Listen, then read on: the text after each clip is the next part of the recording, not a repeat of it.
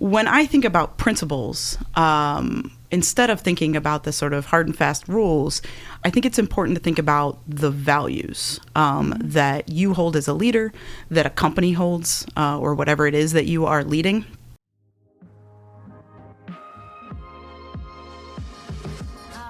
Welcome to the Leadership Initiative, where we explore the art and science of leadership through thought-provoking conversations with experts, thought leaders, and change makers.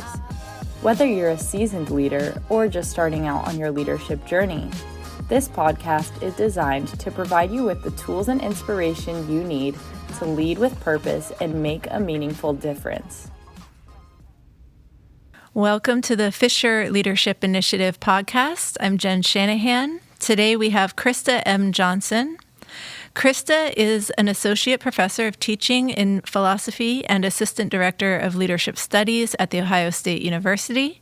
Previously, she was associate professor of practice in philosophy and director of the Ethics and Leadership Initiative at the University of Dayton, and assistant professor of philosophy at California State University, Long Beach. She received her PhD from OSU in 2018. Christa's primary research is in ethical theory and moral psychology. She has authored works on a number of applied ethical topics and will be speaking to us today about the role of ethics and moral philosophy as it pertains to personal and relational leadership. Okay, welcome, Christa. Thank you so much for joining us today. Thank you for inviting. So we're here to talk a little bit about principled leadership and ethics around leadership. And so I'd love to dive in by asking how you would define principled leadership from an ethical perspective and what core principles are essential to this definition. Yeah, so I think it's worth reminding everyone that I'm a philosopher. We don't have simple catchphrase answers to things. We got to take time to sort of see the nuance.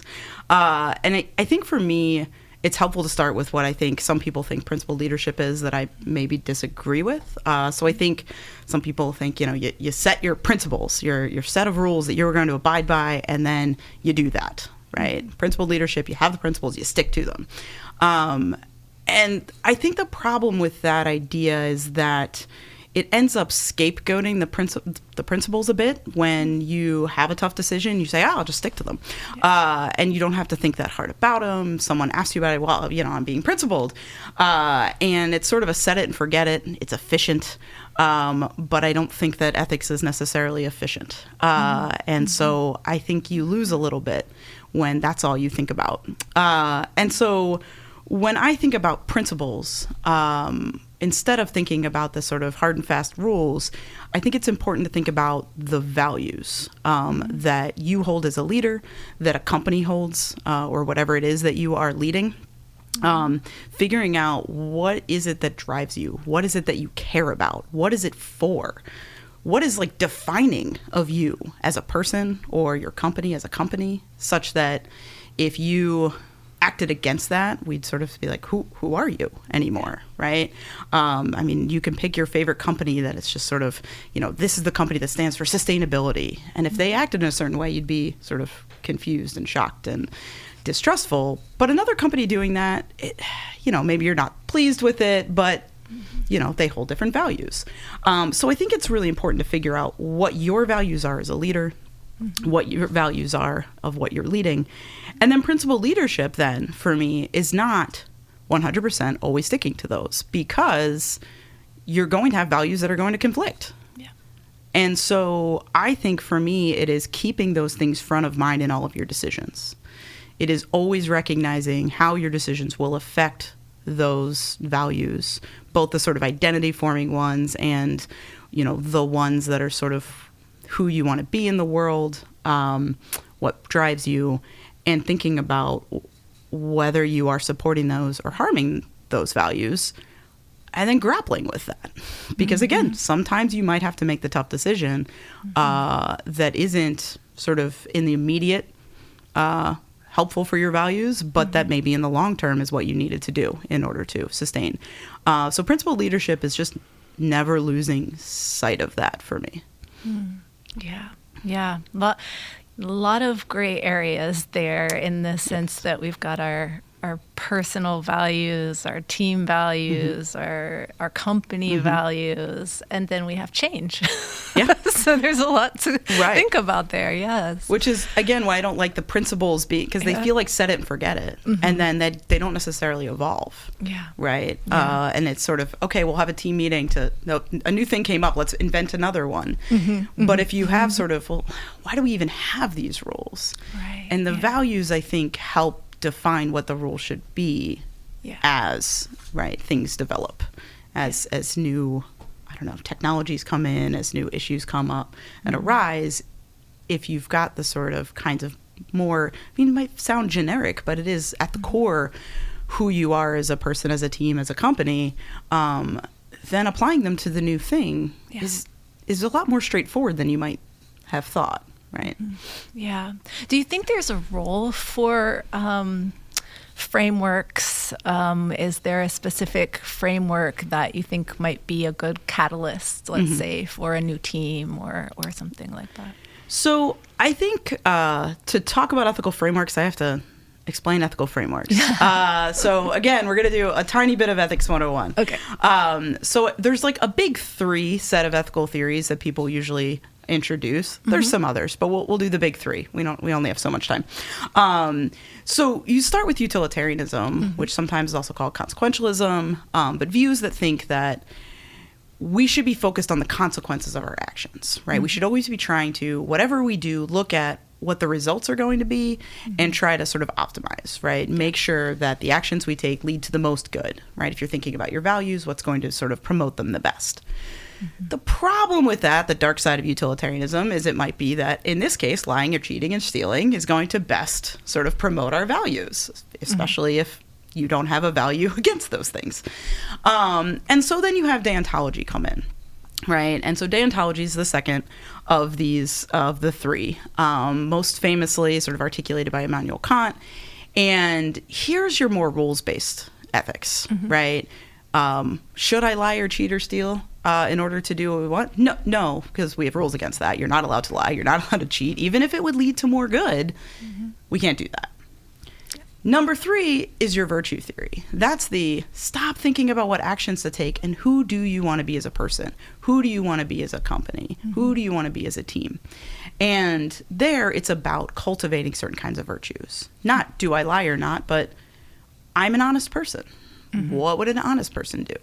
Cultivating honesty, generosity, beneficence. Are you just, right? Are you kind? These are the sorts of things that a virtue theorist is trying to think about, like what kind of person.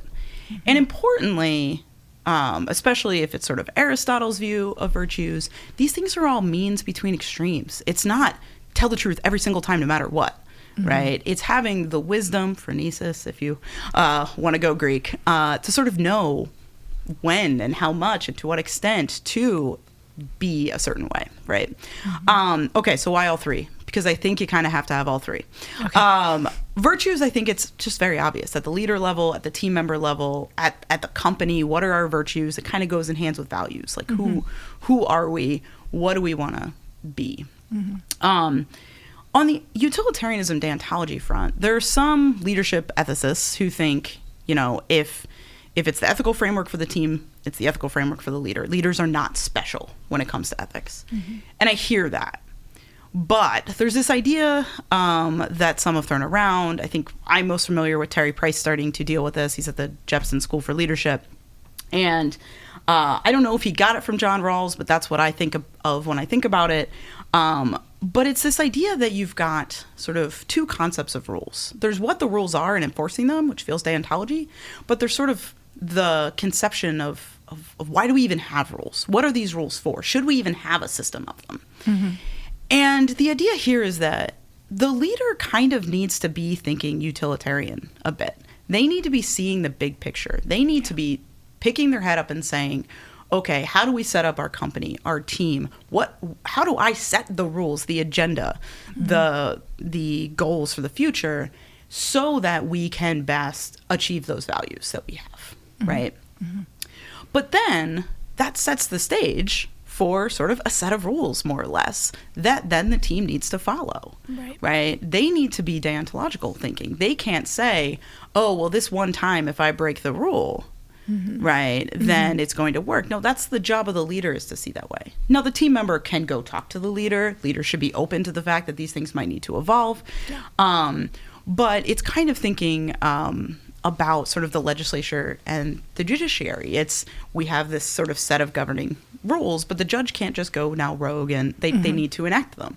And if you want to fight against the system, then you have to fight against the system, not just sort of go rogue. And so I think that principled leadership then is going to require that a leader thinks about their virtues, thinks about their character, thinks about the big picture and how to do what's best, but also recognizes that they're setting rules that are going to be followed.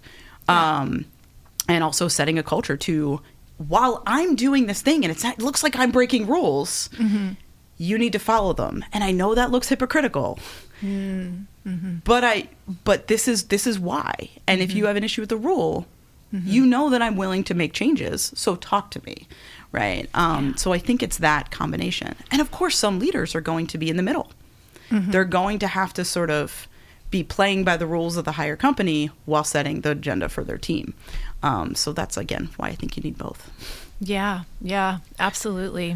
And through Fisher Leadership Initiative, we teach primarily undergrads, and graduate students, but new leaders. And so this makes my head swirl yes, a little bit. I warned you, right, where I don't think ethics is efficient. Yes. I think that it's philosophers don't have quick, simple answers, and because I think those are why people go awry. Right. Yeah, absolutely. And balancing the idea of integrity with what could be referred to as the bottom line, or very practical business decisions. Do you have any ideas about how leaders can navigate those two things? So I think that my hope is that I said a lot of stuff early, and that will give like a good sort of foundation for everything else. Then it gets easier. It's not that it's easy to balance this integrity, but if all you're doing is looking at the bottom line and constantly acting contrary to the sort of values that you have sort of set forth for yourself and your company, right? Hopefully you see how that's not going to work, right? You are not going to be your company anymore. People are not going to look at you like you are what you set out to be. And so I think it's really important to have that sort of identity forming, this is who we are, this is what we stand for conversation, so that when you have those practical things come up, you can say, look, this particular situation is the kind where it is going to hurt a value we hold, but one that isn't really super important to our identity. It's something that'd be nice if we could uphold. But like if we don't do this, we're actually going to harm our stronger values. Right. And now what might feel like a lack of integrity, if you look at the bigger picture, might still be in line with the values, because you got to keep it running in order to serve the greater goal. But there's going to be some non-negotiables on that list too, right?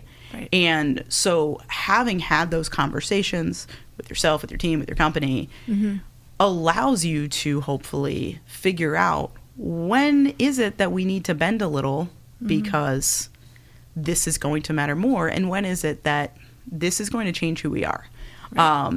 And when you can articulate that for yourself, you can articulate that to a board, you can articulate that to your higher ups.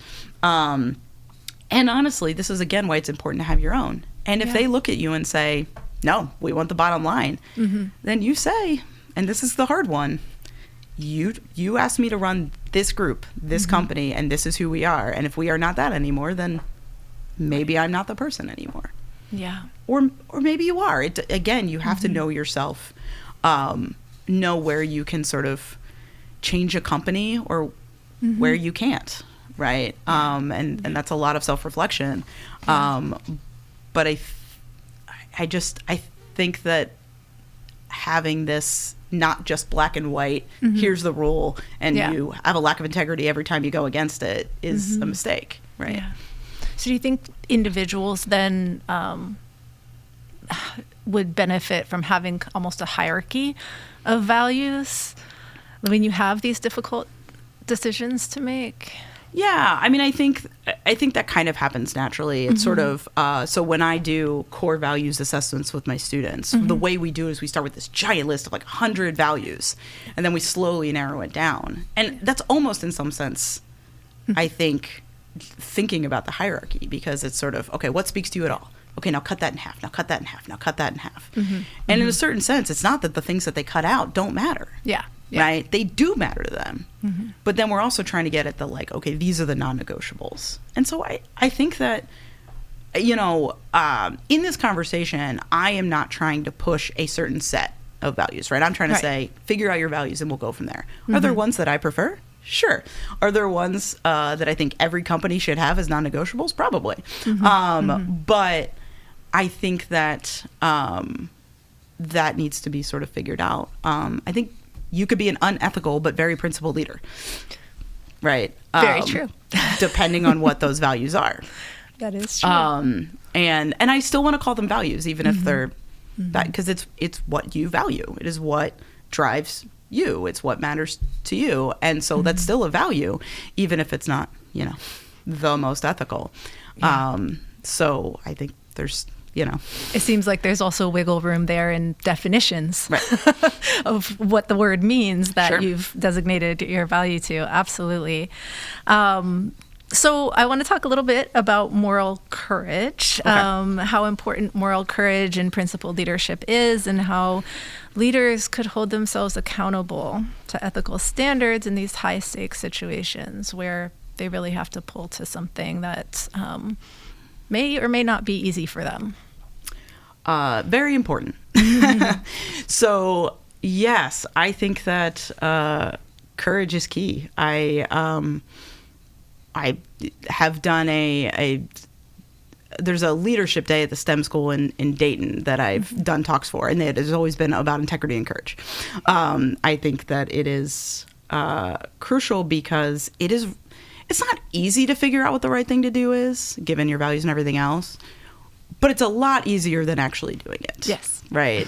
I used to run sort of an ethics and leadership initiative, and I always said that, you know, ethics was figuring out what to do and leadership's doing it. Yeah. Right. And so when the thing you figure out what to do is not easy because you've got to go stand up to your boss and tell them something he doesn't want to hear, when you have to go to a board, when you know you might be risking a job, when you know, even if everybody is going to support you, you know that decision still could sink a company.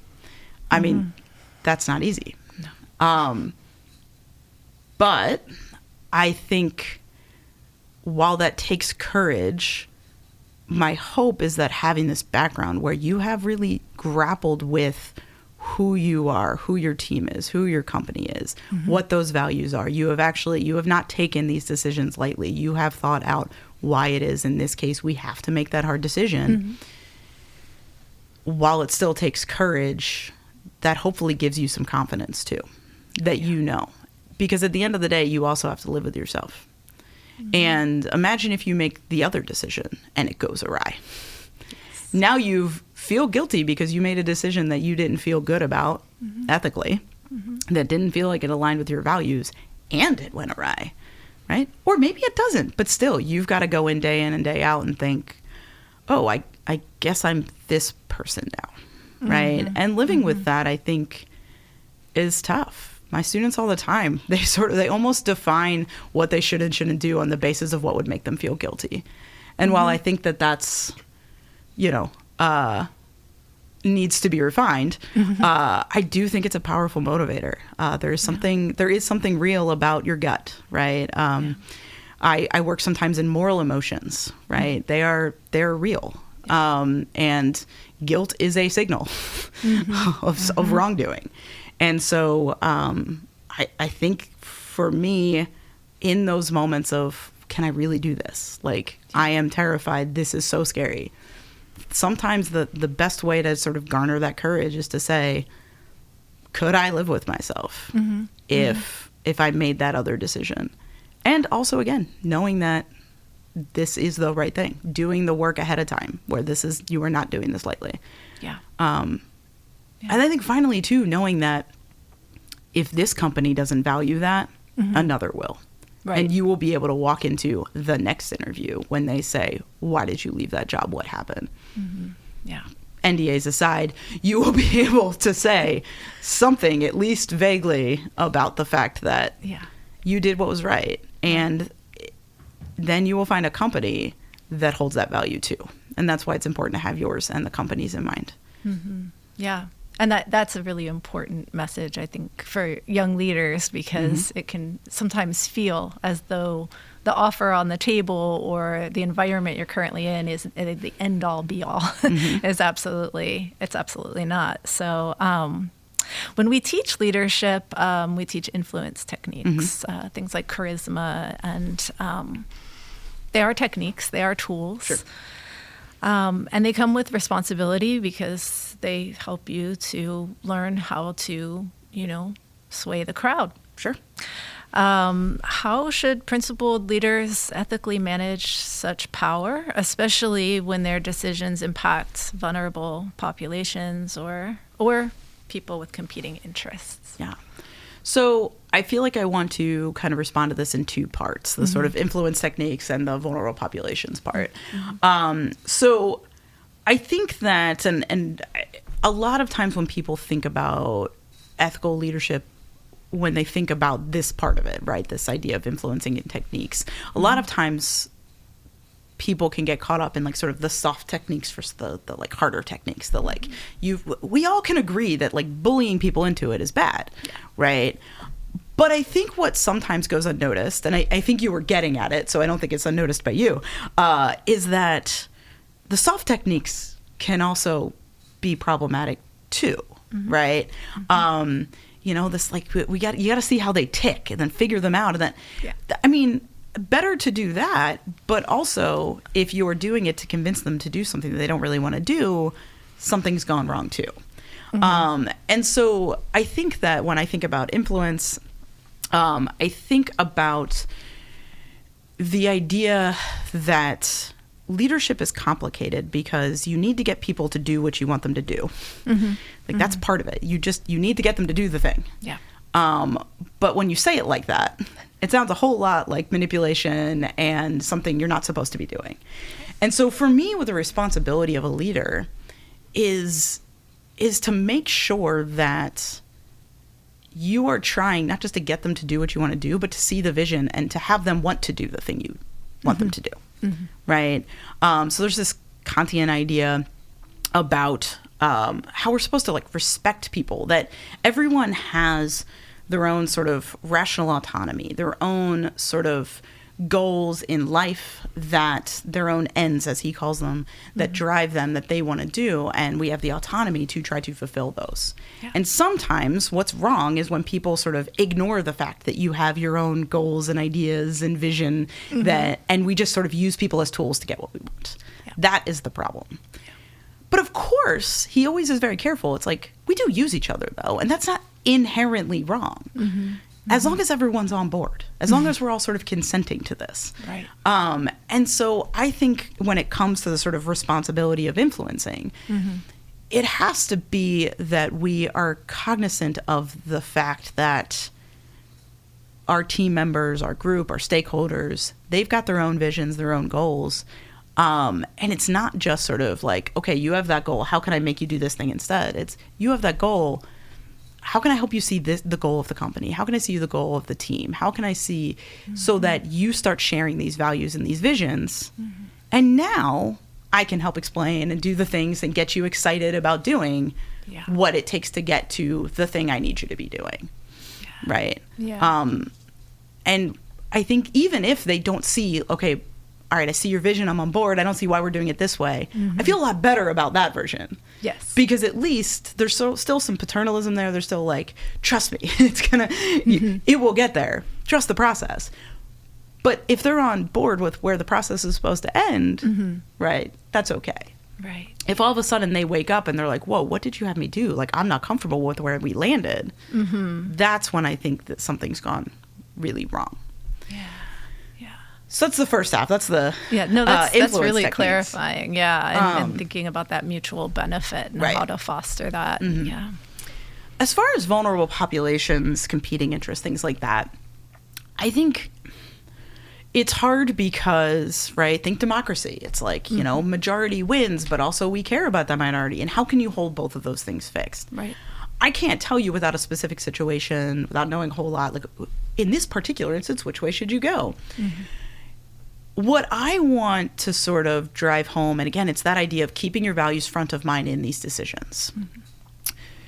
When I do core values assessments and students, they get down to their last 3 values or 5 values, one of the questions I ask them afterwards is, if I asked your mom or your best friend what they think your top 5 values are, would they look like this? And sometimes they're like, yeah, absolutely. And sometimes they're like, no. Mm-hmm. Why is that? Right? And so I bring this up because I think when thinking about competing stakeholders, when thinking about vulnerable populations, in a vacuum, every single individual instance, it might make sense to not go with the vulnerable population. They're the small one, they're the minority. In this case, democracy rules. If I'm thinking about the larger group, I'm sorry, this stinks, but hey, and that makes sense that time. But if you do it again and again and again and again, and you try to say one of my values is inclusivity, upholding this vulnerable population, and then people look at you and they're like, no, you don't. And so I think that is something, again, the leader needs to look bigger picture, not just this individual case. They need to say, look, in this particular instance, we might take a little bit of a hit to uphold this vulnerable population, but we said that this was our value. And the last 3 times we ignored that, and it's time we have to take that hit. Competing stakeholders, right? It depends on who they are and what they are, but I think it is, again, you can only do the sort of you got to be a team player for so long before we start to actually think that you care about them. And so remembering that, keeping those values in mind, and recognizing that we've got to sort of put our money where our mouth is sometimes, even if in isolation it seems like this, and so I think that's kind of my advice, just sort of trying to look bigger picture. Someone from the outside looks in and says, do you value this? I like that, because it creates this visual of kind of panning back and then, coming back close to whatever it is you're addressing, and looking at trends, looking at decision trends. So in terms of organizations, what's your advice for an organization, and you've spoken to this a little bit, but to foster and sustain a culture of principled leadership? Are there any structures or trainings or practices that you'd recommend? Maybe the core values exercise, maybe something a little more intense. I don't. Yeah. So I think it's going to be important to do. I'm sort of going with the core values assessment here, so we'll do that. I think thinking about it in terms of individual and company-wide, right? So you've got your team. And I think it's going to be important for the leader to be part of this with their team, so that way they can hear what the core values of their leader is. I think it's important to have conversations about what these words mean to each other, because sometimes it looks like we all have radically different values, but it turns out when you articulate it, we just use different words to say the same thing. It goes both directions. We might both say that this is our value, but when we say it out loud, we're like, oh, we mean very different things by this. And so I think getting in touch with that's important. I think it'd be interesting to do also a company one where everyone by themselves says, what do we think our company's values are? And I also often tell people to think about what you think they are and what you think they should be sometimes, right? So there is that, how am I actually behaving? What am I actually showing the world? And what do I want to be? What are aspirational? And again, I think it'd be interesting if a team felt empowered enough to say, I kind of think this is our company's actual values, in a safe space to be able to say that and say, but I think this is what we're trying to do. And then having real conversations about how to what it looks like to live those. So that's the sort of like if we're having a company retreat kind of situation. I think to cultivate anything like this, it requires people to show when they're making the hard decisions and why.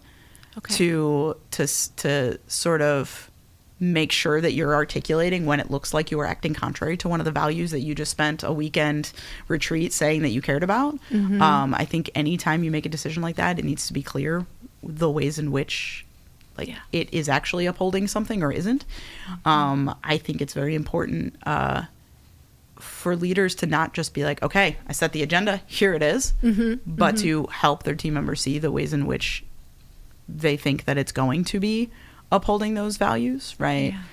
So people understand why they're doing what they do. I think that also helps team members then to say, look, we said that we were doing these things for this purpose. And now it's everyone's job to see if that is actually achieving that. Right? But if the team doesn't know why, if it's failing to do that, they're not going to know. So if you want this sort of as a culture, I think that it needs to be sort of pervasive. And I know time and efficiency, and sometimes you just got to be like, here it is, just do it. Just trust me, just do it. And that's fine sometimes. But you have to be really careful to not get into that full habit, because I think the more eyes on it, the better chance there is that someone sees something and we can sort of evolve and change our practices if they're not working. It's not a set it and forget it, right? So I think those are. No, that's great advice, and I mean it can also reduce a lot of misinterpretations. Sure, right, especially given that these words people mean different things by. Yeah, absolutely. Well, as society becomes more complex, you can tell I'm reading my question here. That's okay. And when I say more complex, I'm thinking, technology. I'm thinking, just the changing ways that we're working and the changing challenges that leaders are facing. What emerging ethical challenges do you foresee for principled leaders, and how might they address these effectively? So even with the clarification, I think there's a part of me that wants to deny the premise.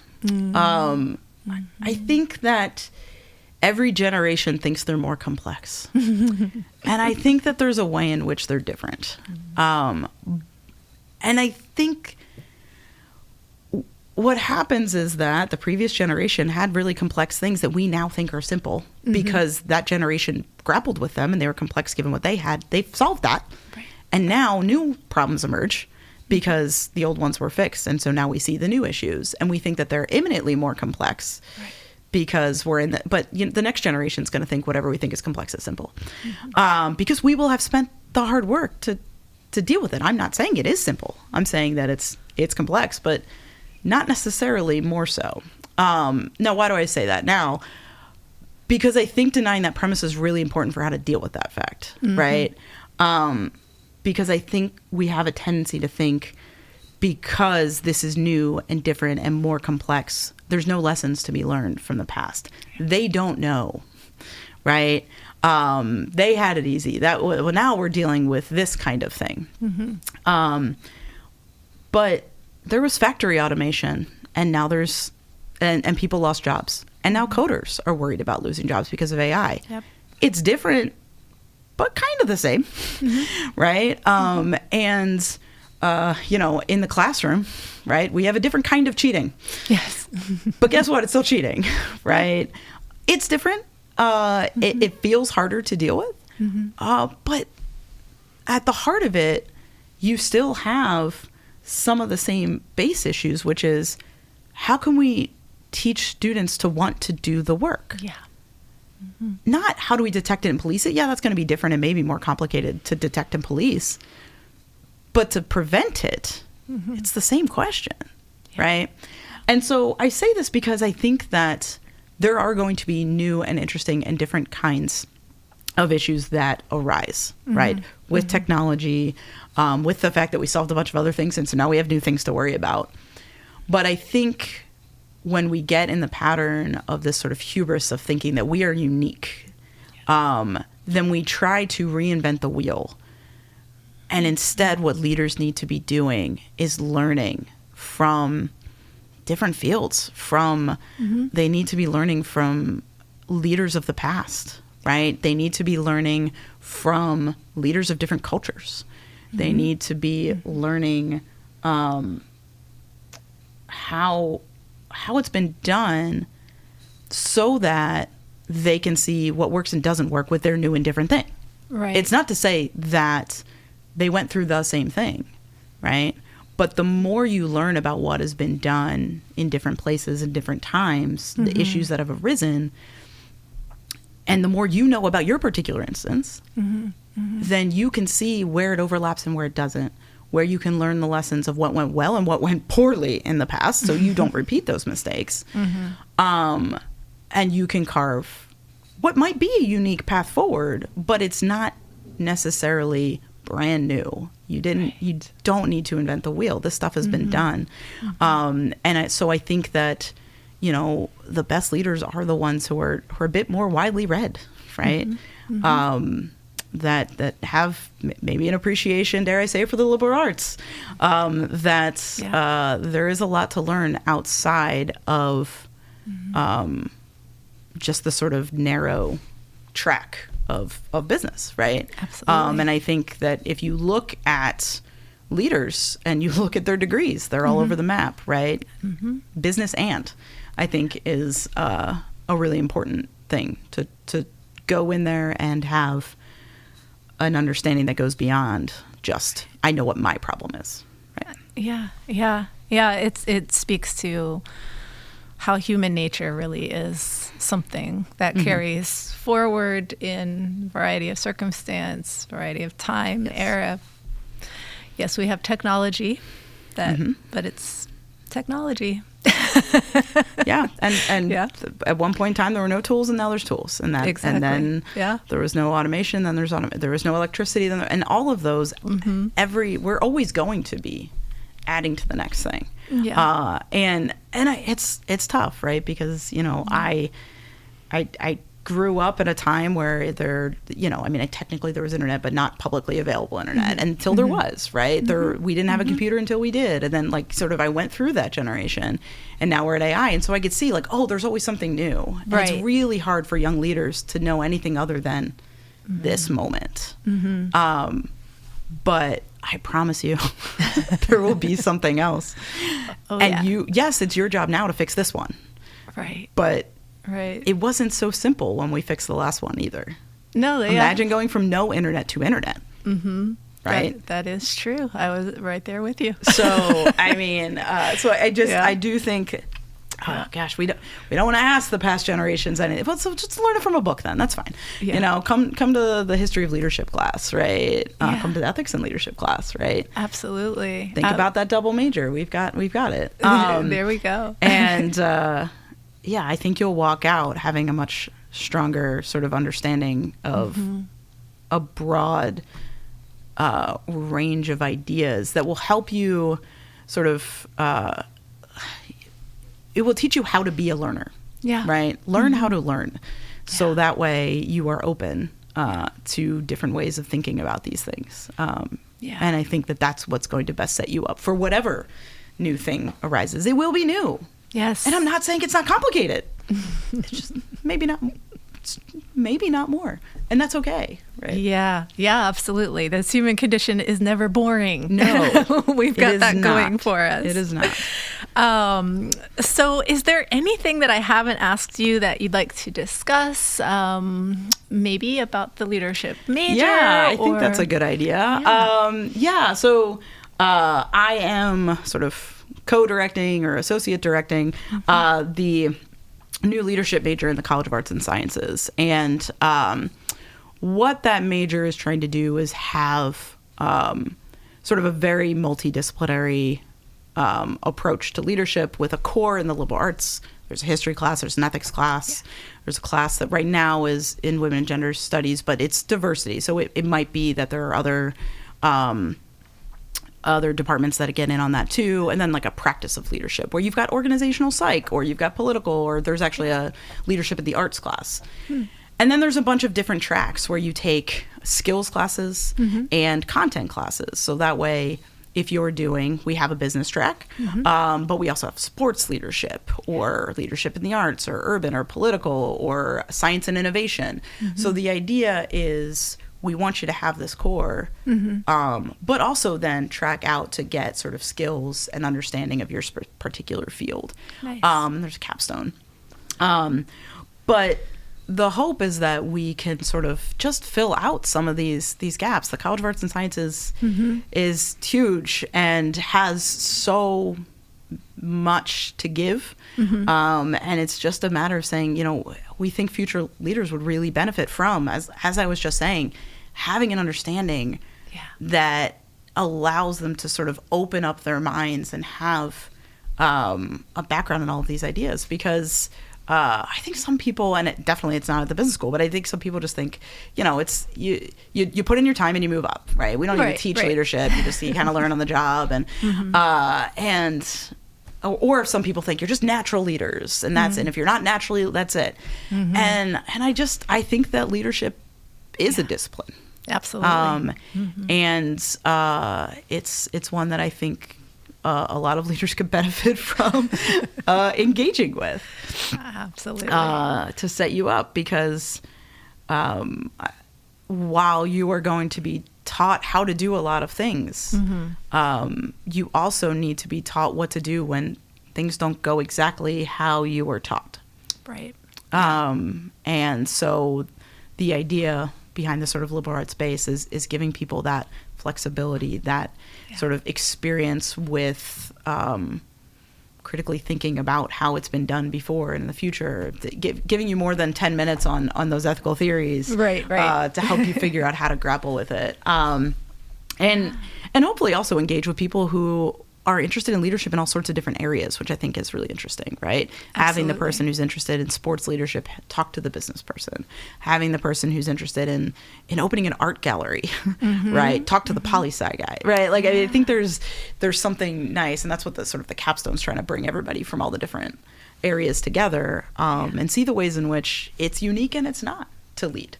I love that. I love the cross-disciplinary approach. It just creates such a strong and broad foundation. Yeah, absolutely. And we actually are just we're just finalizing adding a business course to the sort of business track. So there's room for bringing credits from the business school into the college major, and so we're trying to make sure that people feel like it's available, because that's right. It's a service in some ways. Like we just thought about who leads, and we were like, what do we want them to know? Like what do we want them to have beyond their very important training elsewhere, but also if we could add what is it? And I think that's what this major is about.